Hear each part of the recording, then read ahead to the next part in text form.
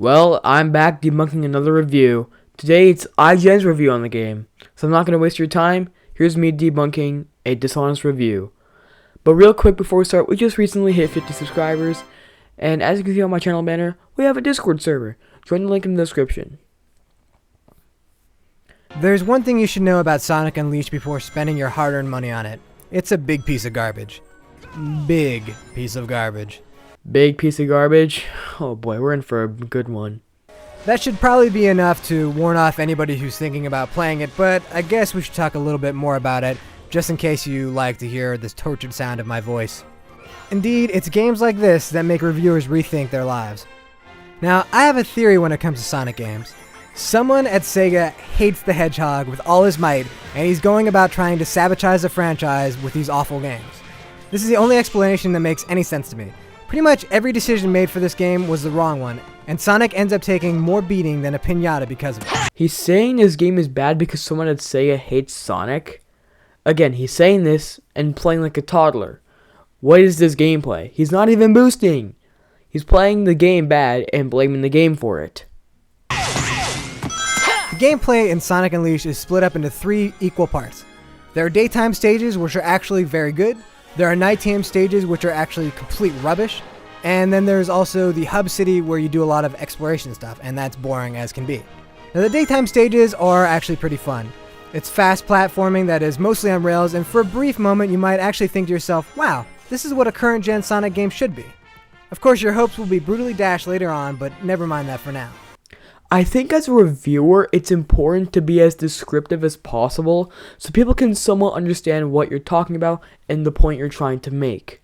The daytime sections aren't perfect by any means. The jump button can be fatally unresponsive at times, and it's just a lot of trial and error gameplay that can get a little bit repetitive after a while. How is the jump button unresponsive?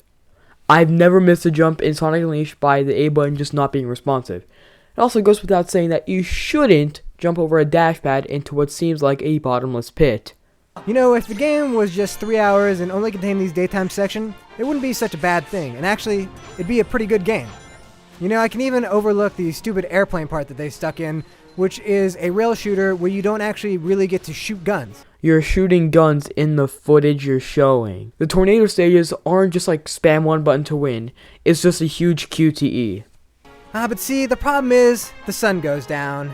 And what happens when the sun goes down? Well, of course, Sonic turns into a werewolf. Oh, excuse me, werehog, if you want to use the official terminology. Now, the reasons why he does this as well, it's not really worth getting into. Again, it's important to be as descriptive as possible, so can you explain to me how it's bad? However, you should know that the game changes completely. Gone is the speed of Sonic, replaced by a bunch of boring, brawling sections. The frame rate's bad, the camera's bad, and the fighting stuff is just tedious and terrible. Okay, but how? You can't make bold claims like that and not back your statement up. As a werehog, you go around beating the crap out of stuff and performing a bunch of really bad platforming sections. Oh yeah, and you have stretchy arms, because, you know, everybody knows that werewolves have stretchy arms. And we all know that werewolves don't exist. At all. Even worse is that these stages drag on for like a half hour each. There's no excuse to extend the pain this much, especially since the fun daytime levels only last 4 or 5 minutes. Honestly, that's just a skill issue. You're refusing to engage with the combat, and doing this will drag your stay on much longer. Any stage, including the day stages, can suffer from this if you just don't play the game it was meant to be played. Sonic the Werehog makes Big the Cat look like an endearing character. Yeah, it's that bad. No it doesn't.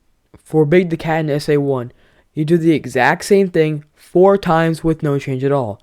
All you gotta do is lure Froggy into the bait and get him to the surface. That's it.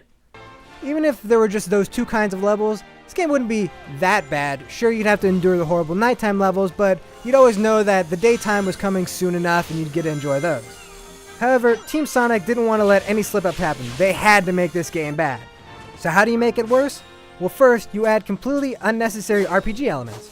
Oh, now I get it. Of course the warehouse takes 30 minutes for this guy because he didn't upgrade Sonic stats. That makes total sense. You gain XP for every bad guy you kill, and then you can spend this XP to increase things like Sonic speed or your Werehog's moveset. It's not so terrible, but it does seem unnecessary. I mean, really, do I need to pay to upgrade Sonic's speed? Shouldn't Sonic be as fast as he can be from the get-go? Isn't that the reason why I bought a Sonic game in the first place? I personally like the upgrade system because it gives you incentive to actually engage and play the game well. The upgrade system has many things you can upgrade. For example, combat, strength, life, shield, and unleashed. All of them can be upgraded significantly, and it gives this great choice for the player and what attributes would benefit them most. What's wrong with earning XP to upgrade Sonic's speed? I'd also like to point out that he's complaining about being able to upgrade Sonic's speed when he's not even boosting. Level 1 speed is by no means slow, it's just that the upgrade speed lets you go slightly faster. But that's not all. I've saved the best for last. Convinced that Sonic fans don't just want to run really fast and have fun, there are hub worlds. These terrible, terrible hub worlds are where you aimlessly walk around, talk to people for no reason, and collect coins to get to the next level. Oh, and you can cleanse people's souls by taking pictures of them. I'm not even joking. He's acting like these are required to beat the game. Yes, you can talk to people and explore the hub worlds if you want to, but it's not required. I mean, you do have to talk to Professor Pickle every now and then, but that's just a minor inconvenience. About that. These hubs are a giant waste of time that only serve to annoy the player. And once again, it's just more gameplay that's keeping you away from the one part of Sonic that's fun, and that's the daytime levels. If any game needed hub worlds, it's Sonic Unleashed. I mean, come on. You're literally exploring the world. And I mean, this game is called World Adventure in Japan. Sonic Unleashed is a classic example of what happens when a good idea isn't left alone. I can somewhat agree with this. Every Sonic game has at least one gimmick to sell it. I'd say even Colors have this problem. The boost has never carried an entire game on its own.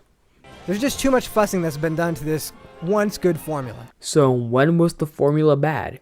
It's kind of like having a group of 5-year-olds come up with ideas after giving them a bowl full of sugar. Sure, there are fun parts buried inside, but don't subject yourself to the pain.